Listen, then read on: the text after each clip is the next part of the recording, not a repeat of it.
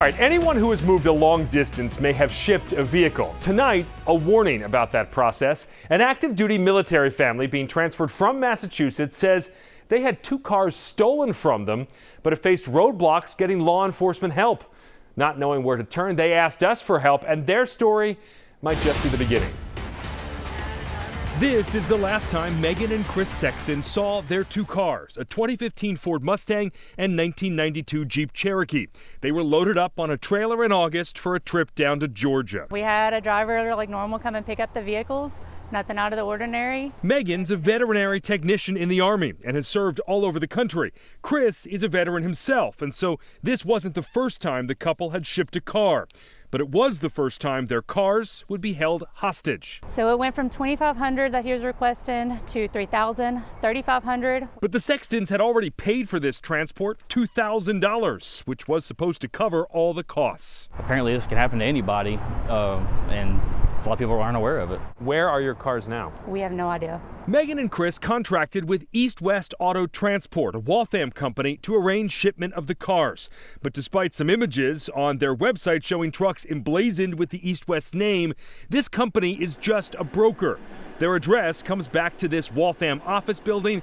They don't operate any of the trucks or employ the drivers. It says as much in the fine print on their contract. It's kind of like a travel agency. They kind of help make the arrangements and stuff for you. Their job is to find a carrier to transport vehicles, which they do by posting the job on a trucking website, where it got picked up by a company called Star Energy Cargo for $1,650. That's the $2,000 the Sextons paid, minus a $350 fee for East West Auto.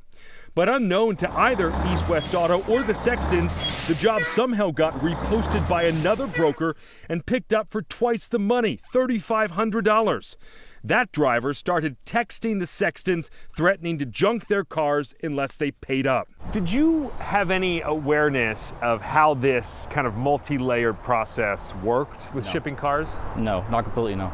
Wondering if this is some type of scam, the Sextons went to police here in Lincoln, but were told since they had a contract for auto transport, the cars aren't considered stolen.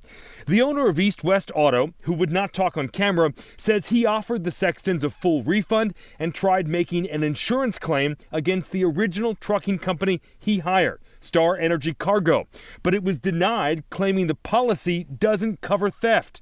The Sextons haven't accepted the refund because it doesn't get them their cars back. I would love to have my vehicles back, but, you know, wishes and hopes is not going to bring them back right now. The driver who had their cars has gone silent, but not willing to hit the brakes, the Sextons filed their own criminal complaint in Concord District Court. When the driver didn't show, a bench warrant was issued late last month. When a potential crime crosses state lines, jurisdiction falls to federal authorities. The Federal Motor Carrier Safety Administration, which oversees interstate trucking companies, is investigating, and now the Sextons say the FBI has reached out as well. But without a declaration their vehicles are stolen, they can't even file an insurance claim to get some restitution. I think at this point, I'm not expecting to see my cars back. I just want to see some kind of justice for what he's doing. We tried contacting every company involved, but only had success with East West Auto. The owner sent us a long statement saying he has actively worked with law enforcement to help track down the Sextons' vehicles and is frustrated himself. The FBI is investigating the possibility of additional victims, although the FBI will not confirm the existence of any investigation. I will let you know what happens here and if they get the cars back. If you've got a consumer story for me, you can email me. The address right there on your screen, ben@wcvb.com.